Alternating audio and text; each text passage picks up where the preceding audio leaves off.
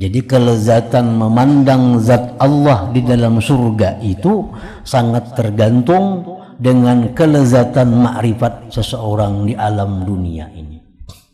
Allah memberikan kelezatan memandangnya kepada Abu Bakar Siddiq radhiyallahu an lebih daripada umat yang lain. Karena apa? Karena ma'rifat Abu Bakar itu lebih tinggi daripada ma'rifat umat-umat yang lainnya. Jadi artinya makin tinggi ma'rifat seseorang dalam dunia ini, maka di surga itu lebih lezat, lebih nikmat dalam memandang kepada zat Allah subhanahu wa ta'ala. Nah, orang-orang yang dalam dunia ini sedikit ma'rifatnya kepada Allah, maka dalam surga pun dia akan sedikit mendapat kelezatan memandang kepada Allah subhanahu wa ta'ala itu. Nah, itu dijelaskan juga oleh Imam Ghazali dalam kitab Al-Mahabbah tadi.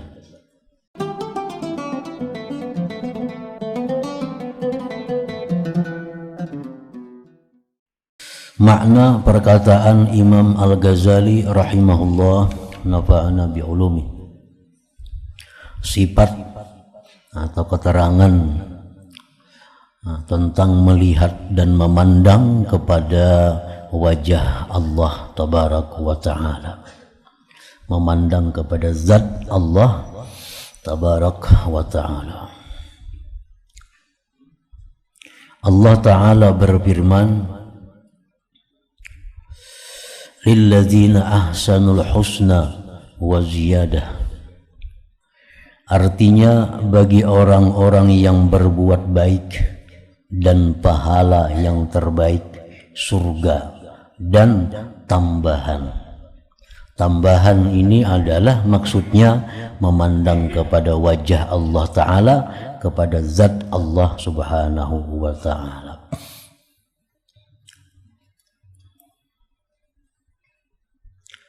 Allah berfirman tadi, lilladzina ahsanu, bagi orang yang ahsanu. Arti ahsanu itu artinya orang-orang yang sudah duduk di makam ihsan.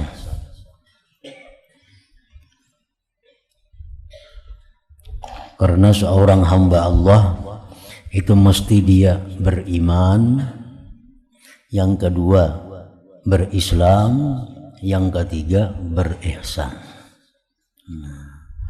Itu yang ditanyakan Jibril kepada Nabi kita sallallahu alaihi wasallam, apa itu iman, apa itu Islam, apa itu ihsan. Nah, setiap orang yang beriman belum tentu dia berislam. Ini percaya kepada Allah, percaya kepada Rasulullah, tapi kadang mengucap 2 kalimat syahadat. Nah, ini orang beriman tapi Islam, tapi beriman tapi kada Islam.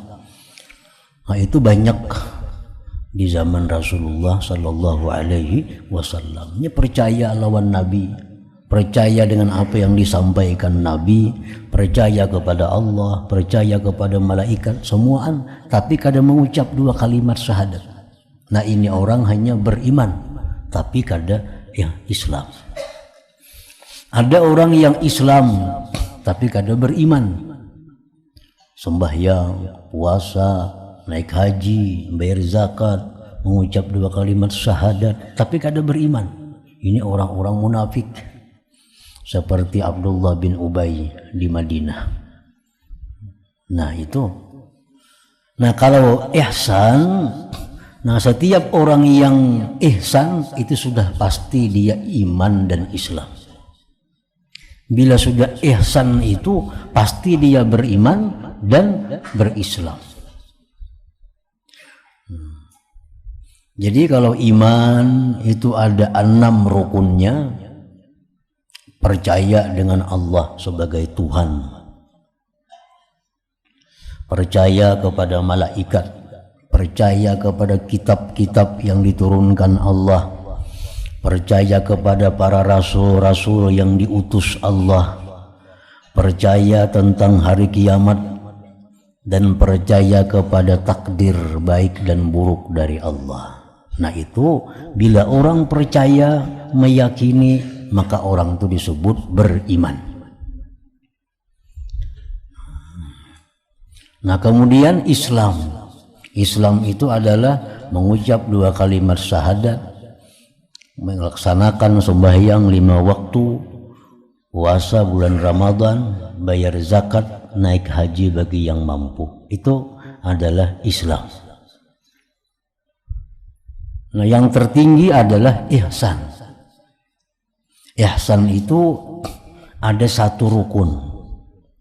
Rukun yang 1 ini terbagi 2. 1 ihsan dalam arti musyahadatullah fi kulli syai'. Ihsan itu artinya adalah dia menyaksikan mata hatinya itu terhadap Allah pada tiap-tiap sesuatu. Itu ihsan. Jadi orang yang ihsan itu orang yang sudah bisa mata hatinya menyaksikan Allah pada tiap-tiap sesuatu. Apapun yang dia lihat, dia dengar, itu adalah merupakan misalnya perbuatan ciptaan Allah Subhanahu wa taala. Nah, itu ihsan. Nah, kalau kada mampu di situ, maka yang kedua adalah muraqabatullah, merasa dipandang, merasa diawasi, merasa dilihat, didengar oleh Allah dalam keadaan apapun, baik yang zahir maupun yang batin. Nah, itu ihsan. Jadi ada amanu, orang-orang yang beriman artinya. Aslamu, orang-orang yang Islam. Ahsanu, orang-orang yang ihsan. Nah, di sini Allah berfirman tadi lillazina ahsanu. Nah, bagi orang-orang yang ada di kedudukan ihsan. Pasti orangnya Islam, pasti orangnya beriman. Bila sudah ihsan itu pasti beriman, pasti Islam. Karena orang yang ihsan itu dia sudah bisa menyaksikan mata hatinya Allah itu ada pada sesuatu. Artinya sesuatu itu diperbuat, diciptakan oleh Allah, atau dia merasakan bahwa gerak-geriknya zahir batin diawasi oleh Allah Subhanahu wa ta'ala. Nah, itu ihsan tadi. Nah, jadi bagi orang-orang yang ada di dalam ihsan, artinya beriman sudah, berislam sudah, ihsan lagi, itu di samping dia mendapatkan surga, ditambah lagi ziyadah, pertambahan. Tambahannya itu apa? Yaitu memandang kepada wajah, kepada zat Allah Subhanahu wa ta'ala. Jadi itu Allah berfirman ahsanu, kada amanu, kada aslamu, tapi ahsanu. Tambahan ini adalah memandang kepada zat Allah Subhanahu wa ta'ala. Nah, kalau orang itu berislam, orang itu beriman, tapi inya kada ihsan, lalu dia masuk surga, apakah inya bisa di surga itu menemukan kelezatan melihat Allah Subhanahu wa ta'ala? Atau apakah dia bisa ingin melihat Allah Subhanahu wa ta'ala? Nah, Imam Al-Ghazali mengatakan dalam kitabnya Ihya Ulumuddin yang kita baca ini juga, dalam Kitabul Mahabbah sudah lewat. Jadi Imam Ghazali, wa kullu man lam ya'rifillah fid dunya fala yarahu fil akhirah. Tiap-tiap orang yang di dunia ini tidak ma'rifat kepada Allah, maka dia tidak akan melihat Allah di akhirat. Nah, walaupun dia masuk ke dalam surga. Nya Islam lawan iman aja, kada ihsan. Nah, kalaupun dia ke surga karena dia Islam, karena dia iman, inya ke surga, tapi fala yarahu fil akhirah, dia kada akan melihat Allah di akhirat itu. Wa kullu man lam yajid lazzatal ma'rifah fid dunya fala yajidu lazzatan nazrah fil akhirah. Tiap-tiap orang yang tidak merasakan kelezatan ma'rifat di dunia, dia tidak akan merasakan kelezatan memandang Allah di akhirat itu. Jadi artinya kalau orang itu dalam dunia ini sudah bisa mata hatinya itu menyaksikan Allah pada setiap yang dilihatnya, yang didengarnya, nah ini orang yang ihsan nih, ini orang yang ma'rifat lawan Allah. Nah orang yang macam inilah kini dalam surga itu kelezatannya bukan pada makanan, kelezatannya bukan pada minuman, kelezatannya bukan pada bidadari, tapi kelezatannya adalah berada di majlis Allah Subhanahu wa ta'ala, berada di hadrat Allah Subhanahu wa ta'ala. Dalam kitab Al-Mahabbah Imam Ghazali itu disebutkan ada orang bermimpi dengan Imam Ma'ruf Al-Karhi. Nah, orang ini termimpi masuk surga. Masuk surga, melihat Imam Ma'ruf Al-Karhi itu memandang kepada Allah Subhanahu wa ta'ala. Sidin batakun, wahai Syekh Ma'ruf, mana kawan-kawan pian wali-wali yang lainnya? Ujar Syekh Ma'ruf, ini lagi asik di situ makan minum dengan bidadarinya. Artinya apa? Artinya kada diberi kesempatan untuk melihat Allah, untuk bertemu dengan Allah Subhanahu wa ta'ala.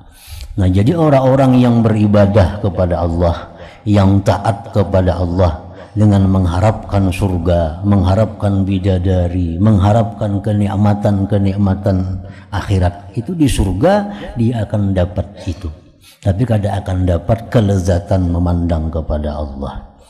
Nah orang-orang yang beribadah di dalam dunia ini karena dia mencintai Allah, orang-orang yang beribadah dalam dunia ini karena merasa lezat dalam beribadah kepada Allah.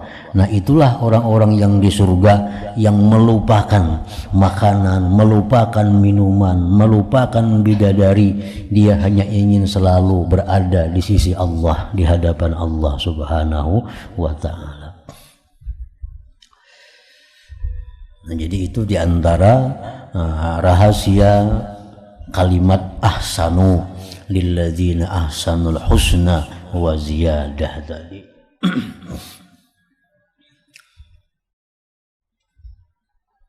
Tambahan ini adalah memandang kepada zat wajah Allah Ta'ala, dan itu adalah kelezatan yang terbesar yang dapat melalaikan padanya akan kenikmatan penghuni surga. Dan kami telah menyebutkan hakikatnya penjelasan ini dalam Kitabul Mahabbah dari Ihya Ulumuddin. Sudah dulu kita baca itu.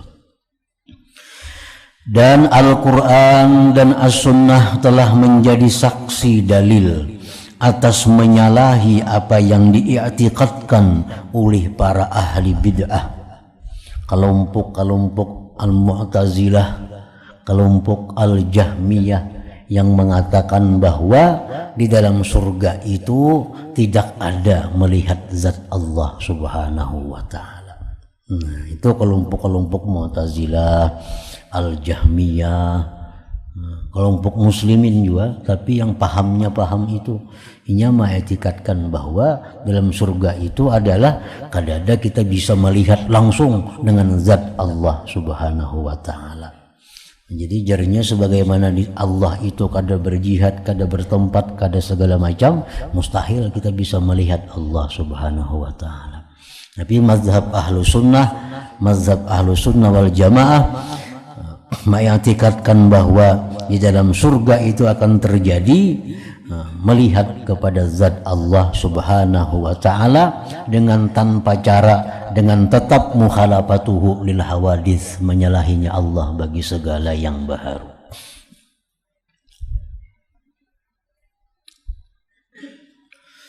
Jarir ibnu Abdullah al-Bajalli berkata, adalah kami duduk di dekat Rasulullah sallallahu alaihi wasallam, lalu beliau melihat bulan pada malam purnama, maka beliau bersabda, innakum tarawna rabbakum kama tarawna hadzal qamar la tudammuna fi ru'yatihi fa in istata'tum an la tughlabu ala salatin qabla tulu'i syamsi wa qabla ghurubiha faf'alu thumma qara wasabbih bihamdi rabbika qabla tulu'i syamsi wa qabla ghurubiha. Surat Taha. Artinya Rasulullah sallallahu alaihi wasallam bersabda, sesungguhnya kamu kelak melihat Tuhanmu seperti melihat bulan ini, bulan purnama. Kamu tidak teraniaya pada melihatnya. Bukan kita melihat Tuhan kayak bulan-bulan itu kada maksudnya. Kita melihat bulan purnama itu kada teraniaya. Walaupun orang sekampungan, senegrian nih melihat bulan purnama adalah nang bakajak-kajal, basasak-sasak adalah kada ada. Karena di mana aja kau dilihat, baik di belakang rumah, baik di halaman rumah, baik di sebelah kiri rumah, sebelah kanan rumah. Nah, bulan purnama itu kau dilihat. Jadi kada teraniaya, kada lapah, kada sasak kita melihatnya. Nah, kita melihat Allah subhanahu wa ta'ala itu jar Nabi seperti melihat bulan malam purnama. Kamu tidak teraniaya pada melihatnya itu. Kada teraniaya. Jadi jangan dipaham Tuhan bulat macam bulan purnama terang benderang, kada macam itu artinya. Macam Nabi kita bertemu dengan Tuhan di Mustawa sana pada waktu Isra Mi'raj. Rasulullah bertemu dengan Tuhan di Mustawa. Itu Rasulullah yang berada di Mustawa itu. Masalah Tuhannya itu kada disebutkan berada di situ. Rasulullah yang berada di Mustawa waktu melihat berjumpa dengan Allah. Sidinnya nang di situ, Allahnya di mana? Allah kada di situ, Allah kada bertempat, kada di Mustawa situ. Nah, sama demikian seperti melihat bulan purnama, bukan bulat talangnya itu, tapi yang diambil adalah kita kada sasak melihat, kada bakajak-kajal melihatnya. Jadi seluruh penghuni surga itu, dari sekian banyak penghuni surga, melihat Tuhan kada teraniaya, kada takajak-kajal, bakasak-kasak kada. Kalau kamu mampu bahwa tidak dikalahkan atas salat sebelum terbit matahari, sebelum terbit matahari sembahyang subuh artinya, dan sebelum terbenamnya matahari sembahyang asar, maka lakukanlah.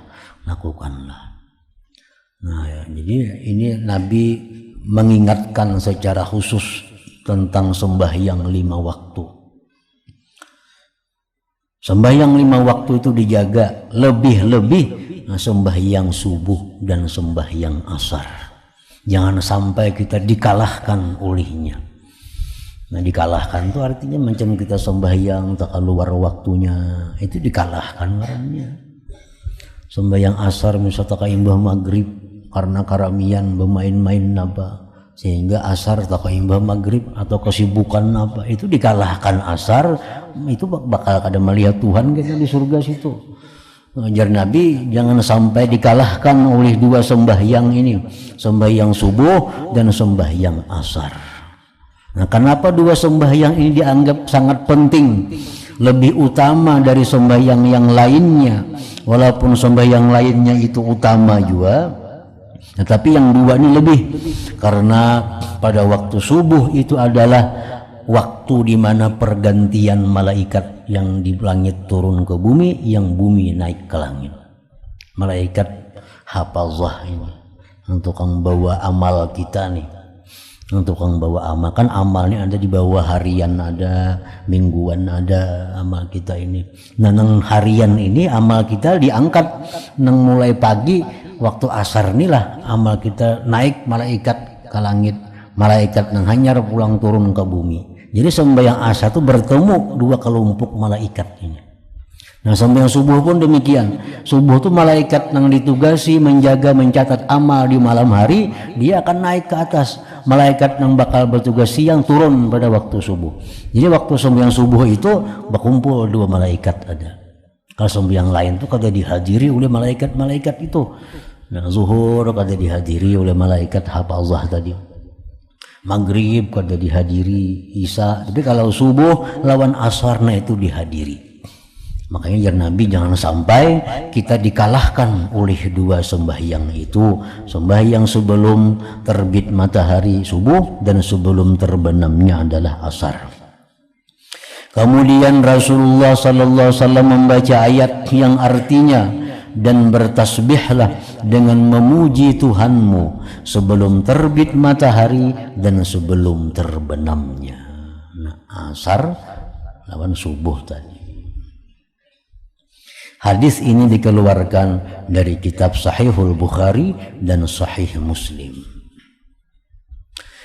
Imam Muslim meriwayatkan dalam kitab sahihnya dari Suhaib, ia berkata Rasulullah sallallahu alaihi wasallam membaca firman Allah taala, lilladzina ahsanul husna wa ziyadah. Bagi orang-orang yang berbuat baik, maksudnya bagi orang-orang yang ihsan, ada pahala yang terbaik, surga dan tambahan. Nah, tambahan itu bonusnya apa? Yaitu melihat kepada zat Allah subhanahu wa ta'ala.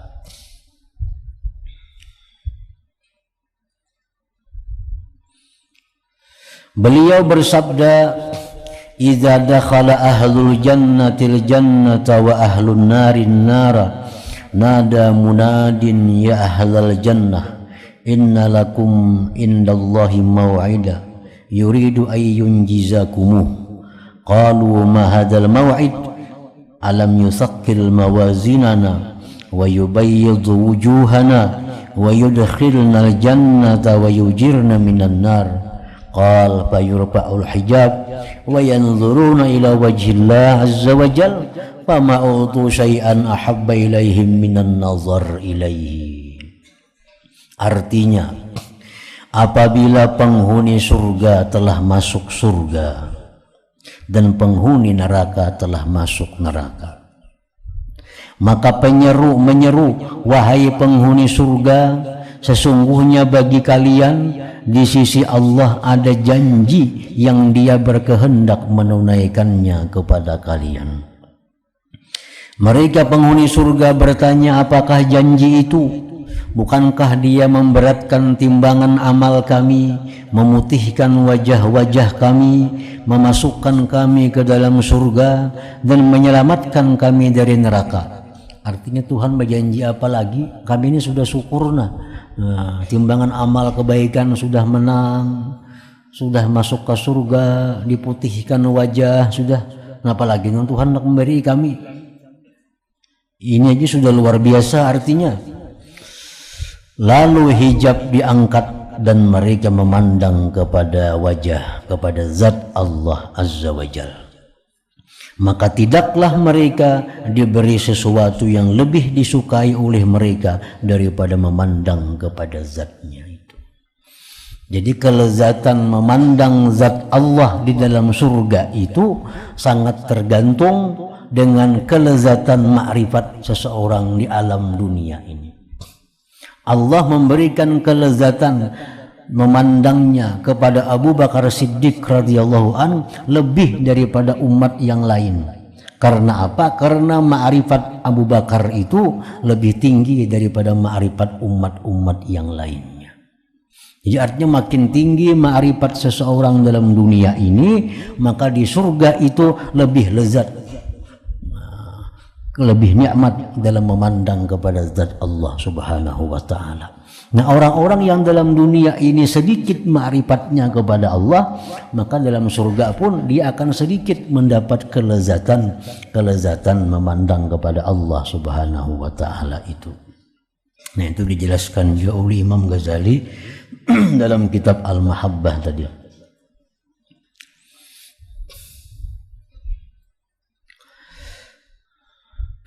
Segolongan sahabat telah meriwayatkan hadis tentang melihat kepada Allah Ta'ala. Dan melihat kepada Allah Ta'ala adalah puncak pahala yang terbaik dan kesudahan kenikmatan. Dan semua kenikmatan yang telah kami uraikan di sisi, kenikmatan ini adalah dilupakan. Nah, ini untuk orang-orang yang ma'rifat kepada Allah tadi. Orang yang ma'rifat kepada Allah itu kenikmatan apapun yang mereka alami dalam surga itu, begitu Allah bertajalli, Allah menampakkan zatnya, maka mereka tinggalkan seluruh kenikmatan itu demi memandang kepada zat Allah Subhanahu wa ta'ala. Dan tidak ada kesudahan bagi kegembiraan penghuni surga di sisi kebahagiaan bertemu Allah Subhanahu wa ta'ala. Bahkan tidak ada bandingan bagi sesuatu dari kelezatan surga kepada kelezatan bertemu dengan Allah Subhanahu wa ta'ala. Dan sungguh kami ringkas tentang pembicaraan di sini karena kami telah menguraikannya dalam Kitabul Mahabbati Wasyauq Warridha. Maka tidak seyogianya keinginan seseorang hamba dari surga adalah sesuatu selain bertemu dengan Allah Subhanahu wa ta'ala. Nah, itulah orang-orang yang sampai makamnya mereka beribadah itu bukan menuju surga. Mereka beribadah itu bukan mencari kenikmatan surga, tapi mereka itu ke surga hanya ingin bertemu kepada Allah Ta'ala. Sebab seseorang kadang akan bisa bertemu Allah, melainkan inya mesti berada di dalam surga. Jadi inya masuk surga, inya kepingin surga itu bukan kenikmatan yang lain. Inya kepingin surga karena hanya dalam surga lah bisa melihat kepada Allah Subhanahu wa ta'ala. Adapun kenikmatan surga lainnya, maka bersekutu padanya binatang ternak yang dilepaskan pada tempat penggembalaan. Kenikmatan surga macam makanan, itu sama aja kita lawan binatang. Apalagi minuman, nikmat surga sama aja lawan binatang dalam dunianya, sama aja makanan. Apalagi kawin sama aja lawan binatang. Tapi kalau bertemu dengan Allah, nah itu khusus hanya manusia. Kalau binatangnya bertemu, kalau ampunnya kada jadi soal. Yang penting ada makanan, ada minuman, ada bini, ada laki. Jadi masalah binatang itu cukup diberi makanan, cukup diberi minuman, ada pasangannya, sudah. Masalah ampunnya siapa, kada pedulinya. Nah, jadi kalau kita mengejar hanya kenikmatan surga dari yang demikian, maka sama dengan hal binatang. Nah, perbedaan manusia itu adalah ada keinginan untuk melihat kepada zat yang menciptakan semuanya, itu yaitu Allah Subhanahu wa ta'ala.